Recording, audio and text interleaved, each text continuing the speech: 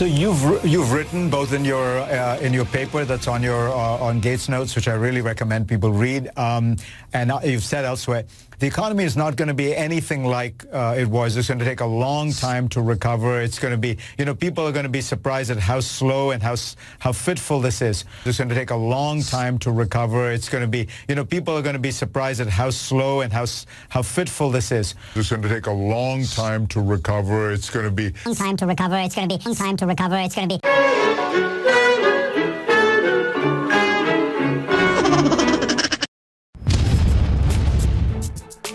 What do you think about Kill Gates, Lucy? Wow, that guy's creepy. Luckily, I don't know him, or I don't have to know him. I'll just stick to my tacos and give him kisses.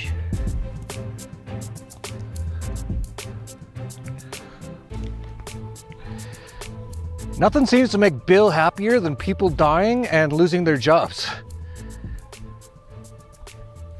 Takes like a special kind of psychopath to have someone say, hey, this thing that maybe you caused, definitely you're involved in causing a lot of the problems, is really hurting and destroying a lot of people. And he's giddy as can be. I guess he doesn't have any PR people who tell him, hey, a little less happy. I know you're making billions off this, but just a little less happy, Kill. But he's making fortunes. I'll get into that a little bit. First of all, I should let you know, in the last 2 days, 2 of our videos have been removed from YouTube. What a huge surprise. Hi, the Dollar Vigilante. As you may know, our community guidelines describe which content we allow and don't allow on YouTube. Your video, Celebrate, the epidemic is over, let's all get back to work and play today, was flagged to us for a review. Upon review, we've determined that it violates our guidelines and we've removed it from YouTube. That video, by the way, is still up, of course, and always will be on BitChute and Library. And very quickly after, hey, hello, the Dollar Vigilante. As you may know, our community guidelines describe which content we allow. Your video, Corona hoax pandemic, proven fake, yet the lockdowns continue, here's why, was flagged to us for review. So that's like 4 or 5 now in the last week or 2. So basically, almost all our videos are getting taken down. So if you like these videos, you want to ever see them again, this is pretty much it. This is our final farewell. Almost nothing we put up stays up anymore. But you can at dollarvigilante.com/BitChute and dollarvigilante.com/LBRY. And if you download the app there on LBRY, you actually help serve the content. You can actually make some LBC coin, which was actually up about 10% yesterday. I've mentioned the best market for that one is dollarvigilante.com/CoinX. It's been doing quite well. So you just might want to get involved and help serve these videos because it's becoming very clear. I'm even seeing people who really don't, they're like 1/10 of me in terms of extreme. For example, Eric July, Young Ripper channel.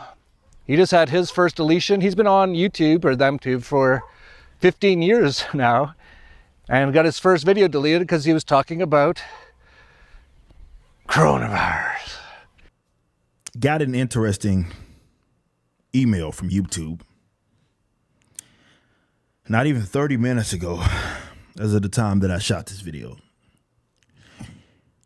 And the title of the email was, "Your video has been removed from YouTube."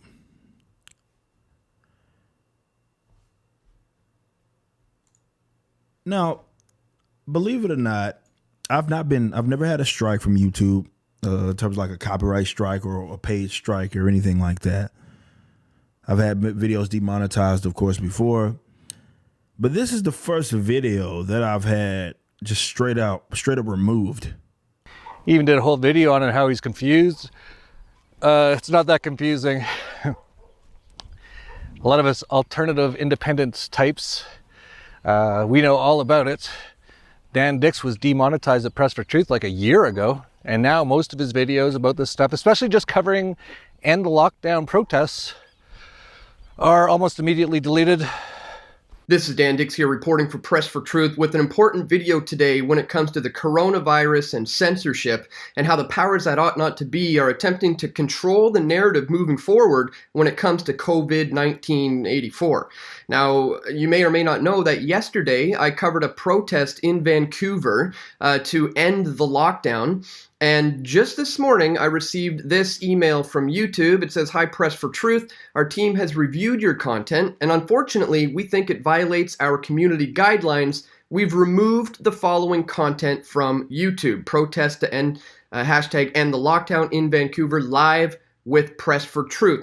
Even Luke Rudowski of Weird Change, he was completely demonetized a couple weeks ago.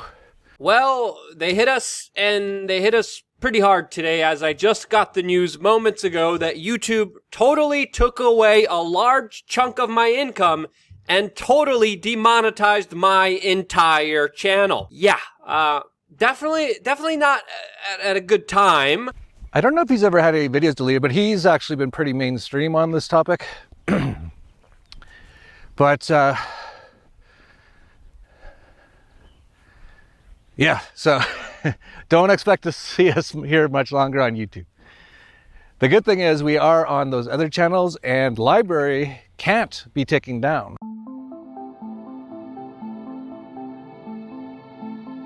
LBRY is a new way for people to publish and share content with one another online.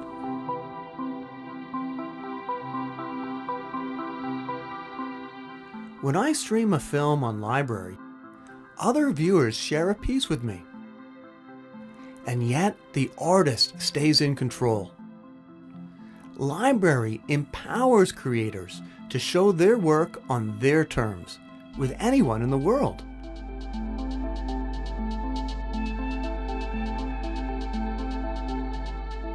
Suppose that I want to share content. I claim a LBRY URL, upload my work, and set a price. There are no middlemen, no advertisers, and no censorship.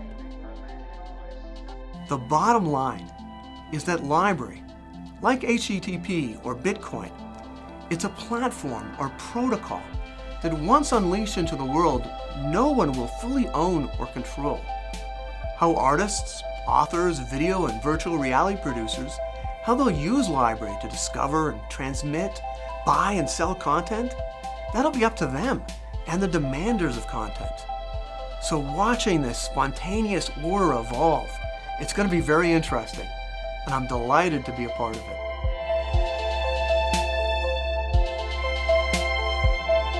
Unless they take down everyone's computer in the world and the internet, which is possible. But what you might want to do is just subscribe to our free email list at dollarvigilante.com. It's just free, and we just send out our video every day. And soon it'll just be our videos on BitChute and LBRY. There's also another site, by the way. Now, we don't put our videos up there, but he emailed and he said he really wanted our videos on his site. He does that with a lot of other people. Like, I always forget how to pronounce his name. Oh, Ole Damagard. He's a great guy. His videos are on there. I think you can get it at dollarvigilante.com/153news. So that's a completely alternative site. But yeah, Bill Gates. Bill is everywhere. You almost have to wonder about cloning. He's literally everywhere. Everything going on in the world today is somehow related to him. James Corbett, of course, who's I've highly recommended numerous times, just did another great video. Must see how Bill Gates monopolized global health.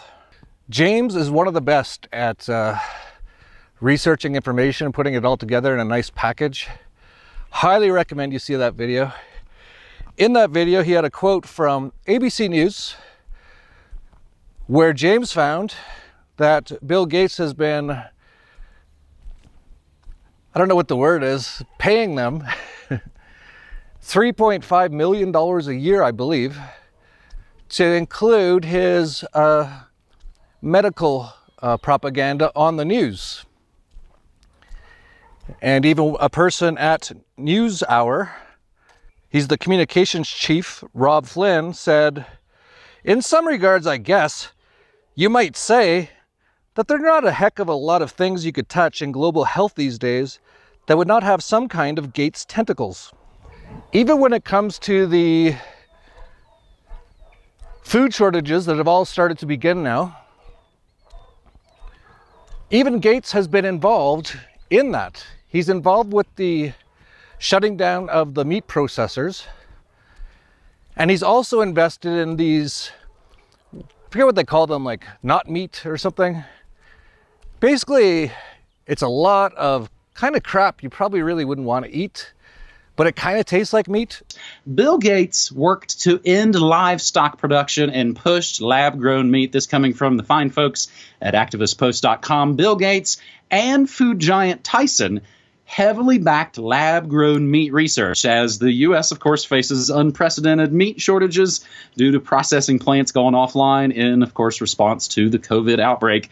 A long-standing globalist agenda to halt meat consumption is now being fulfilled, like all the other police state dreams are being fulfilled just magically. Tyson Foods recently warned that the food supply chain is breaking. Lockdowns have created a situation in which farmers have nowhere to send their product, and in turn, millions of animals are being slaughtered, wasted. Vegetables that would normally end up on store shelves are rotting in the field. Lab-grown meat producers are hoping that the COVID-19 outbreak could boost public acceptance, as Bill Gates was working to establish a worldwide digital ID system prior to the pandemic. That would be ID 2020. He's also working to end meat production and funding lab-grown meat.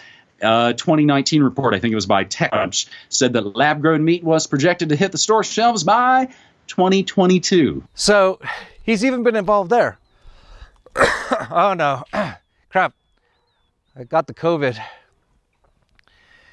Oh well. Just feel a little blah, that's all. Little sniffles. Should be okay, but we better shut down the whole world.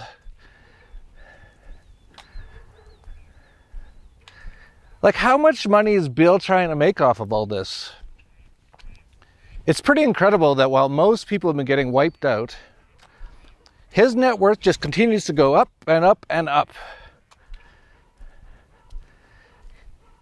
And I remember he used to go to a thing every now and then. It was kind of like a mini Bilderberg. And it was called the Good Club. Oh, I love how they say the opposite of what everything is. And it was people like George Soros, David Rockefeller, Warren Buffett, Oprah Winfrey, and they met actually before 2010. I forget exactly which year. And then in 2010, the Rockefeller Institute came out with their lockstep about a virus, about how they could basically shut down the whole world, destroy the economy, stop all supply chains, and institute an authoritarian government across the whole world in 2010. Then in 2013, the Good Club met again. And actually Benny Wills, who has been doing some of the poems at the start of these videos, he also did that Microsoft ad with the RFID chip, by the way. So I'll put a link to his video on the Good Club down below. Make sure you subscribe to his channel. This is from The Guardian. This came out shortly after the meeting. And this is, well, you'll see. I'll just read these highlighted areas for you. They're called the Good Club, and they want to save the world. It is the most elite club in the world. Ordinary people need not apply. Indeed, there is no way to ask to join. You simply have to be very, very rich and very, very generous. On a global scale. Is anybody else sick of this word global? I'm just sick of the word global. Everything's global. Anyway, this is the Good Club. the name given to the tiny global elite of billionaire philanthropists who recently held their first and highly secretive meeting in the heart of New York City. The names of some of the members are familiar figures: Bill Gates, George Soros, Warren Buffett, Oprah Winfrey, David Rockefeller, and Ted Turner. But there are others too, like business giants Eli and Edith Broad, who are equally wealthy but less well known. All told, its members are worth $125 billion. The meeting, called by Gates, Buffett and Rockefeller, was held in response to the global economic downturn and the numerous health and environmental crises that are plaguing the globe. It was in some ways a summit to save the world. For 6 hours, the assembled billionaires discussed the crises facing the world. Each was allowed to speak for 15 minutes. The topics focused on education, emergency relief, government reform, the expected depth of the economic crisis, and global health issues, such as overpopulation and disease. One of the themes was new ways to get ordinary people to donate small amounts to global issues. Sources say Gates was the most impressive speaker, while Turner was the most outspoken. The Soros Foundation has done valuable work. Soros. I'm going to link you guys to, where is it? This article. You can read in the notes. This is the 206 U.S. organizations funded by George Soros. This is as of 2017. And honestly, the person who assembled this list is definitely a bit right-wing, but as you can see in his breakdowns of what these organizations are, but nonetheless, it is a very comprehensive list. And of course, people like Rockefeller. Rockefeller was one of the first. In James Corbett's video about Bill Gates, he talks about how Rockefeller really perfected the art of paying off media to look like he's a philanthropist or a hero. And of course, these guys are the exact opposite. The good club is actually the bad club. And they always like to put in the media that all these guys, Warren Buffett, Bill Gates, I think even Rockefeller, all gave most of their money to charity. I've actually been involved enough in doing trusts and stuff like that. I help a lot of people to avoid getting extorted, because I consider taxation is theft or extortion, and it comes from a criminal organization. And over the years, I've helped people to find ways to avoid getting extorted by them. So I know a lot about trusts. So as soon as I saw any of those, and it was the Bill Clinton, the Clinton Foundation. Oh, what heroes. Yeah, just look at all the good they did in Haiti, raising, I don't know, tens or hundreds of millions of dollars. And I think they built like 15 little shacks or something. The single largest relief project that the United States committed taxpayer dollars to, $124 million to be exact, was a project called Caracol, a textile factory that was built in the northern part of the country that was supposed to create some 60,000 jobs and was supposed to create tremendous economic growth. There's a problem here already. You see, the earthquake affected the southern part of Haiti. The northern part of the country was entirely unaffected. But who were the beneficiaries of this? Companies like Gap, Target, and Walmart, to name a few. The Caracol factory was built, but it didn't create 60,000 jobs. It created barely 5,000 jobs. But the major American companies who got textiles tariff-free, made at low wages, benefited enormously. And the end effect on the Haitians was very, very minimal.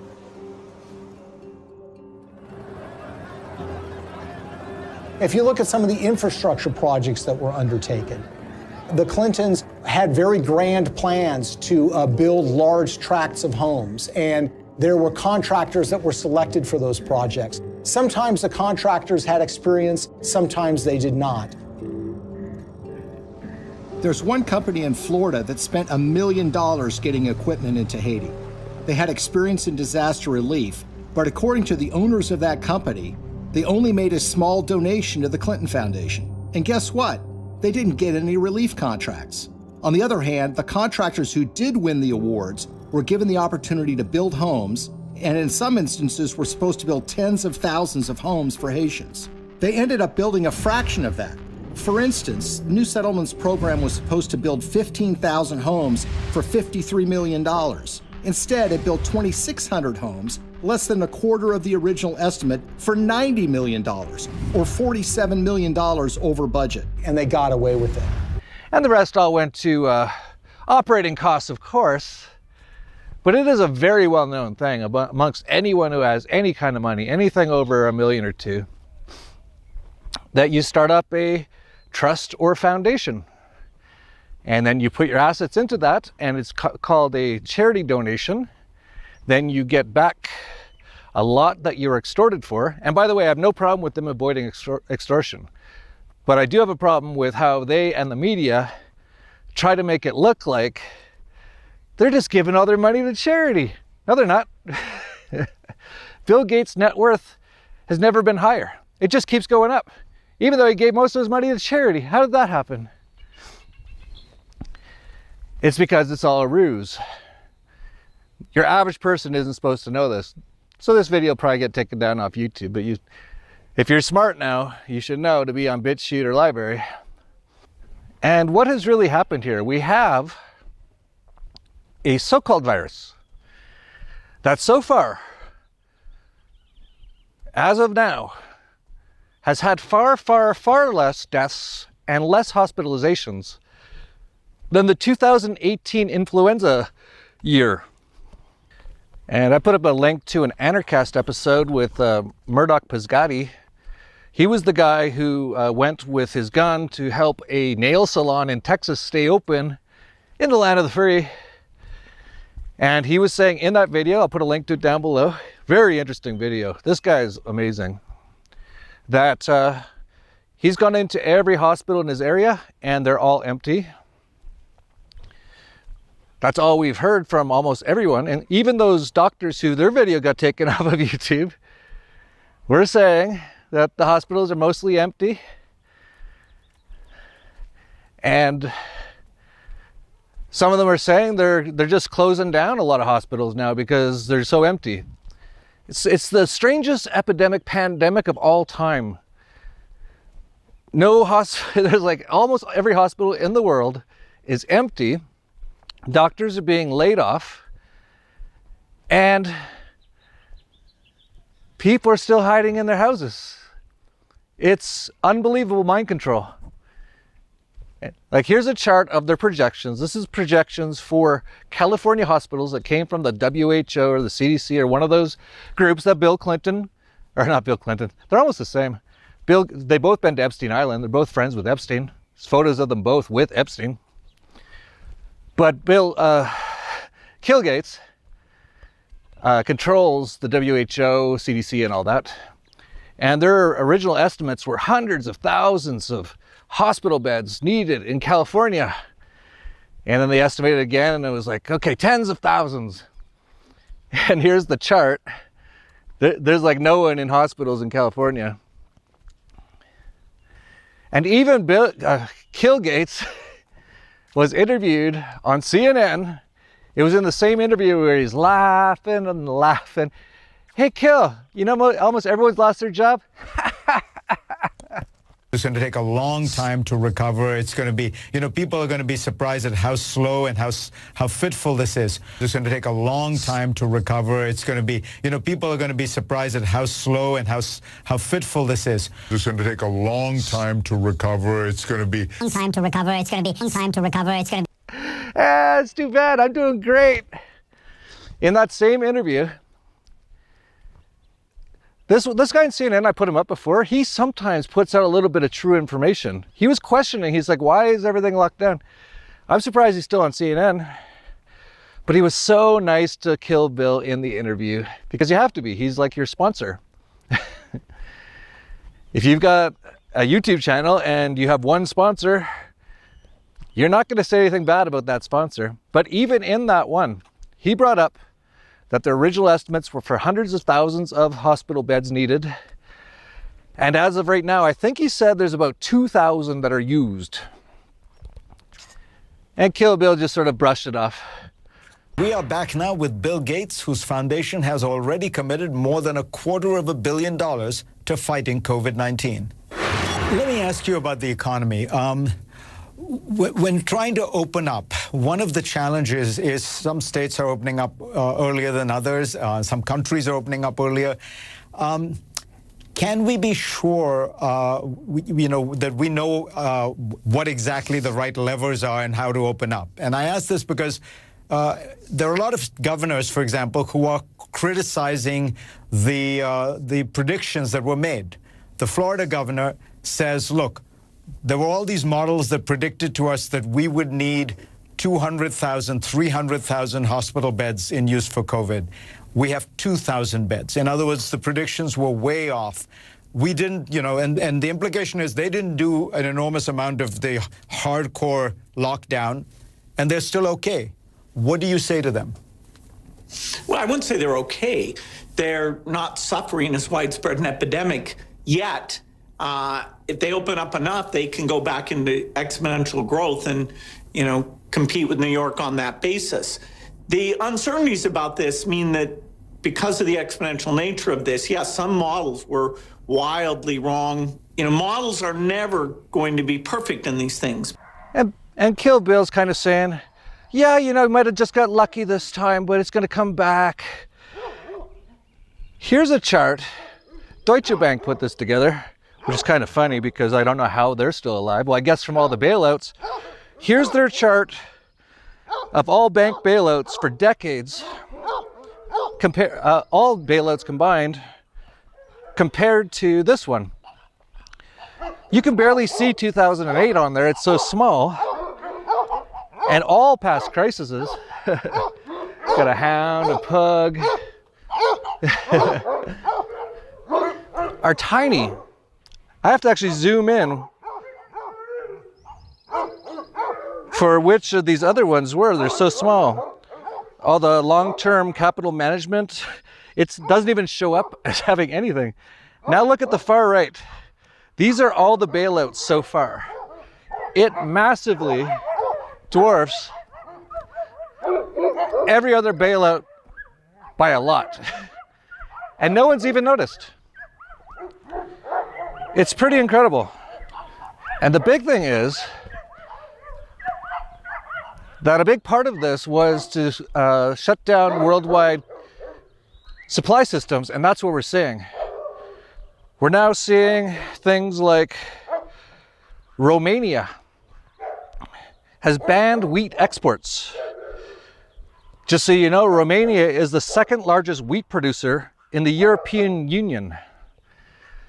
We're going to see a lot of countries starting to do this because they're going to basically be saying, we don't even have enough for ourselves right now, much less exporting.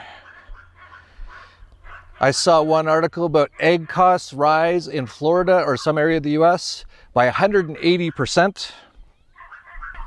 Talked about earlier about meat producers shutting down. The price of pork products on the market has gone up like 300% in the last month or two.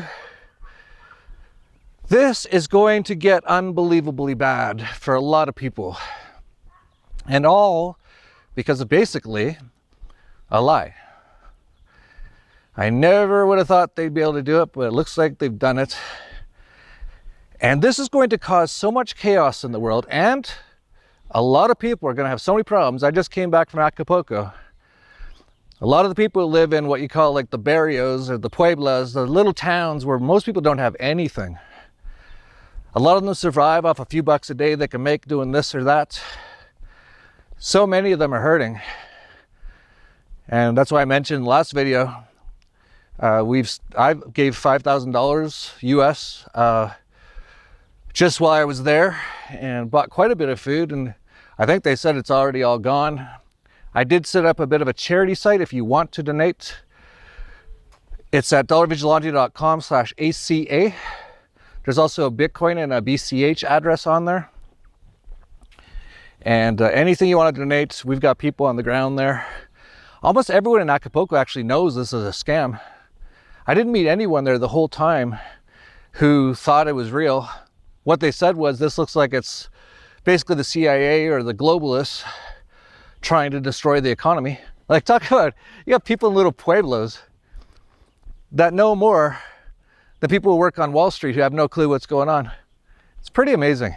And it's because they're all brainwashed from the television programming. And down in Mexico, not a lot of people watch that stuff or care about it. So I've been saying for a while, if you haven't grown a garden yet, you better get on it. What do you think, Lucy? Yeah, it's hard to grow tacos in a garden, but you know, I do like those apples. I love apples, actually. So yeah, I'm cool.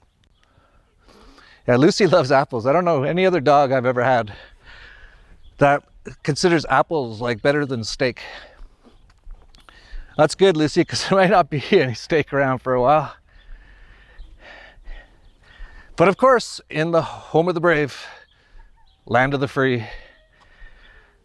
Here's an article, couple fined for having a garden. Florida criminals to impose $500 a day fine for growing vegetables. $500 a day. Not just a one-time sort of a extortion fee, but if you're growing vegetables today and they catch you, they're going to try to extort you for $500 or they're going to try to kidnap you. Do you see now why I always laugh when people say Mexico is dangerous and the US isn't? No one could do that around here. No one would put up with it. And if you keep growing vegetables, the next day, those criminals who are being paid for by extortion of the same people will come by and say, "Oh, you're still growing vegetables? $500. Like, this is beyond unbelievable. But in many ways, it's exactly what I said was going to happen. In the meantime, we've been recommending precious metals and cryptocurrencies, and Bitcoin has more than doubled since the start of this crisis. It hit a low under $4,000. I think I saw it on one exchange around 3,500. It almost hit 9,000 yesterday. It's almost tripled from the bottom. Weird they're not talking about that. They don't want people to know. And of course, we've seen, as soon as they started handing out $1,200 checks to everybody, a little payoff for their giant raping of everyone with the massive bailouts, trillions of dollars, they gave everyone a few pennies of it. And there was a huge spike in the amount of people buying Bitcoin in the amount of exactly $1,200, which is great.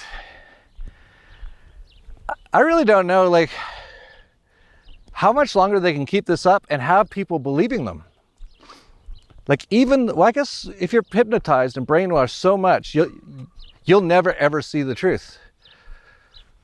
So you could, there's some people, they've been hypnotized so much, it's by television programming, the mainstream media, the government indoctrination, or what I might as well call them concentration camps.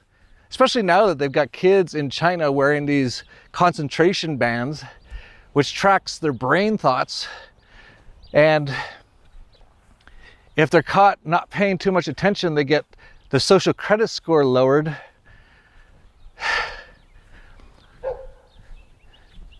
See, people like that, like, I could be telling them, I could say, okay, look, what do you see? And they'd go, I see the US flag and I pray to the US flag. And I'd be like, you don't see like a nice, beautiful blue sky, green grass, lots of birds. Do you see Lucy? No, I just see Donald Trump and US. Like that's hypnosis. So it's unfortunate. Those people are going to get absolutely destroyed. But maybe, hey, maybe they deserve it. I mean, everyone needs to take responsibility for their own minds. And if you allow people to completely take it over, and if you're so lazy to not even try to figure out what's real or not, then maybe it's, you get what you deserve. But the crypto is doing very well. And precious metals been rising a lot lately. The stock market as of today, I'm recording this on Friday, is down 600 points or something. But notice whose stocks aren't down. Microsoft, Bill Gates, all-time high. Man, no wonder he's so giddy. And I was thinking about it. If you are worth $100 billion, and if you actually really care about making more money, which I can't understand, but some people, that is their God, right, is money. And so if you're worth 100 billion, what can you do to double your net worth? It's pretty darn hard. It's a very well-known thing in investing that once your fund gets to a certain size, it gets harder and harder and harder to make good returns.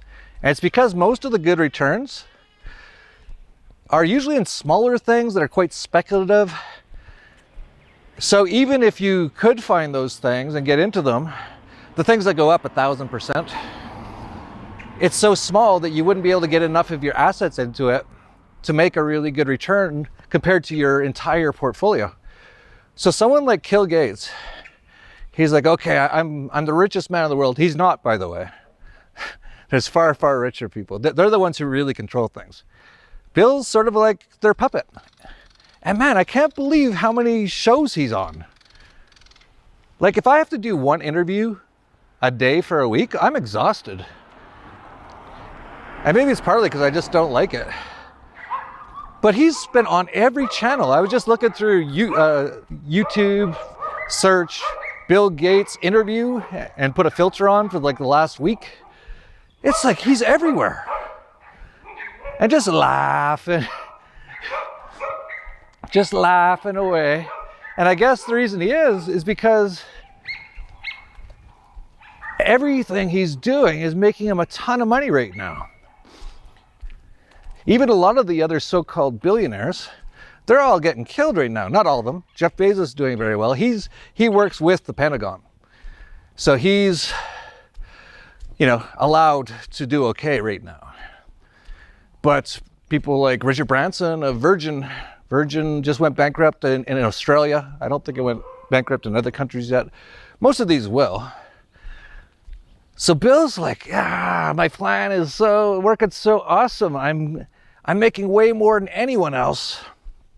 And I'm gonna make tons, hundreds of billions more. And how is he gonna do that?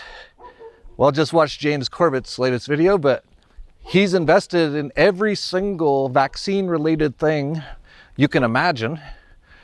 He basically controls the World Health Organization, which decides what can or cannot be said on the internet. That's why a lot of our videos get taken down, because it goes against WHO guidelines. Who could that be? Bill Gates.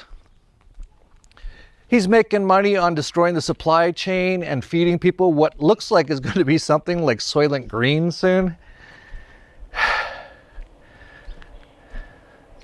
And every video you just have to watch. Someone should do a little montage of him saying vaccine.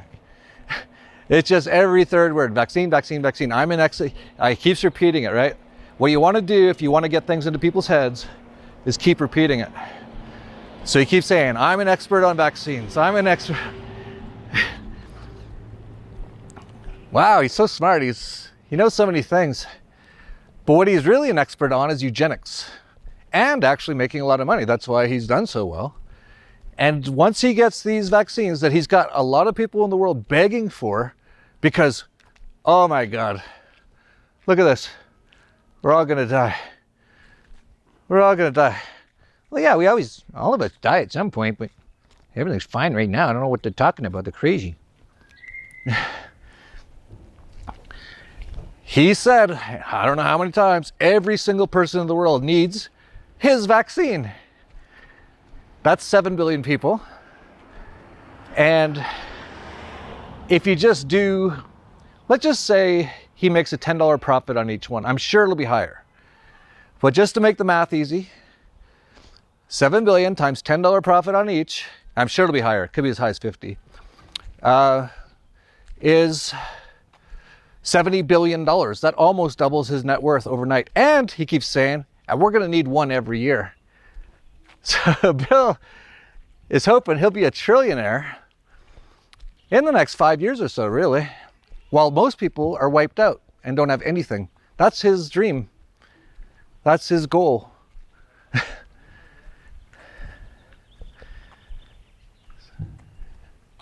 But I really don't know how much longer they can keep this going. There's a lot of people starting to just say enough is enough. I saw another one on High Impact Vlogs, which I really like that channel a lot.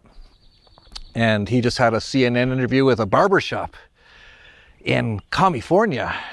I don't think you want to say, maybe it's okay if I get it. Well, I don't know if half the people who get on ventilators don't get out of the hospital either. I know that. That's a stat. That's data. I'm so glad that he said that. You're a healthy young lady and you recovered from it. I'm a healthy young man. I'm going to recover from it. I have no mitigating risks. Any of my clients who do are welcome to not come to the shop and quarantine as long as they feel necessary for their loved ones and for themselves. I'm not going to force any of my clients to come to my shop. Listen, again, I feel for you. I feel for all of these Americans who want to get back to work and are eager to. But as you and I are sitting here and talking, there are numbers. And again, I'm pointing to data, to facts on the side of the screen. And you can see how many total cases globally, the deaths. Yeah, Brooke, let's talk about those Johns Hopkins University big pharma numbers. Did you know that according to Deborah Birx, those numbers are 100% fraudulent? And the government says you can't open your barbershop or any other business. Only Walmart, of course. All the big companies can. Just raping the little people again. And he said, yeah, I'm opening up. I don't care what they try to do. I don't care. We're all dying. And the woman was it was unbelievable. She's like, but you could hurt somebody. And he's like, he actually said something that I found a bit funny. He said, listen, every barber in California is forced to take, I think he said, I can't believe this, I think he said 1,800 hours of training? It takes 1,600 hours for us to get a barber's license through the state of California. So we're vetted, and we're experts of sanitary containment. To get a permission from the government? So what he was saying is we're super trained so we can handle sanitation and stuff like that. But what the F? How can you teach barber school for 1,800 hours? How long is that? That's a long time. Like, I'm pretty sure here in Mexico, if you're a young guy, you go to a guy you know who's a barber and says, can you teach me? He goes, sure. A week or two later, you're pretty good. But anyway. So what I think you can really see them rolling back on what they're saying now. They're like, I've even seen Kill Bill say, hey, looks like everything's getting better, but that might just be the summer because, and he kind of hinted at this, he kind of said, well, flus kind of go away a lot in the summer. That's right. And that's all this has been. This has actually been one of the better flu seasons in a long time, but it's been a really bad corona season. So he said, yeah, but it might come back in the winter. And hopefully I'll have my vaccines ready for all you guys then. Oh, thanks, Kill Bill. If anyone even has a job, if anyone even has any money. So we might see them roll back a bit here, and it's because too many people are waking up. Like I said, they can't force you too much. There's 7 billion of us and like very few of them.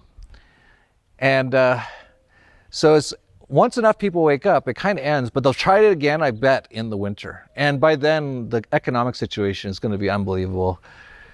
It's going to be economic devastation, but we'll see. There's still not much opening up, but it looks like it just might a little bit. But you have to do your stand 6 feet apart, wear a mask. Hopefully, hardly anyone does it, but I know a lot of people will. And I think it's because a lot of people are really scared to die. So if you're scared to die, you should work on that. Because everyone's going to die at some point. So why would you be scared of dying? If you understand what's going on, that's why I say do your physical, mental, spiritual work right now. And get to the understanding that, this is just a ride, like Bill Hicks said. And when we die, we don't actually really die. It's pretty complicated, and I don't fully understand it, but that's basically the truth. But too many people really are scared to die, and they'll believe. If you're scared to die, almost anyone can do almost anything to make you do anything. Because you're so scared. When you're in fear, you can't think. And that's what this whole thing has been.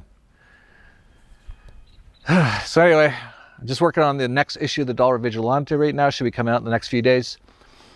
Tons of good info. We've been making a ton of money. The last trade from Ed and Cash App in our newsletter made a lot of people quite a bit on buying oil tankers because there's nowhere to store oil, so all the prices are going up. And I actually saw a lot of mainstream people copy our recommendations. So basically, a lot of people subscribe and then they put it out as their own recommendation, which is actually fine because our subscribers get it first, they buy it, and then other copycat guys on CNBC or whatever who get our stuff will say it themselves, and that'll bring in a lot more buying into the thing. So it almost guarantees us profits. So that's pretty good. So you might want to subscribe. We're just making a lot of money right now. dollarvigilante.com/subscribe. And man, what a crazy time to be alive. But I guess we'll see what happens next. I'll be back soon. Like I said, I'm back from Acapulco now, thank God. The 1 week birthday party is over. And really looking into boats still. I actually started talking to a friend of mine who builds yachts in Croatia, which is right next to Lieberland. I won't say too much right now, but looking into building some really amazing solar-powered, completely sustainable little boats and houseboats that you can even have in places like Lieberland. Because I know a lot of people have been messaging me that they want to really get out of places like the US right now, and I really do recommend it. Even if they roll it all back, it's coming back in the winter. They all said it was. And the only way it can stop is if you keep spreading this information. If enough people understand it, when they come out next winter and they go, oh my gosh, there's 1,000 people who got this new thing that looks like the influenza, and 10 of them have died already. Hopefully we have enough people at that point who go, turn off the television, keep working, don't listen to cops, and don't listen to the government ever again. Right, Lucy? Yeah, I never listen to those guys. They're all a bunch of criminals. Just keep to myself. As long as they don't bother me, it's all good. I just eat my tacos and give lots of kisses. You've seen the Dollar Vigilante on mainstream media trolling the fake news, and seen Jeff Berwick travel inside places like Venezuela and Cuba to expose the truth about what's happening in those socialist paradises. To get even more, make sure to subscribe to the Dollar Vigilante newsletter to receive 2 full 30-plus page issues from the Dollar Vigilante each month, plus market alerts on precious metals, Bitcoin, cryptocurrencies, and gold mining stocks by going to dollarvigilante.com/subscribe. Click on the link in the notes below or go to dollarvigilante.com/subscribe to find out more.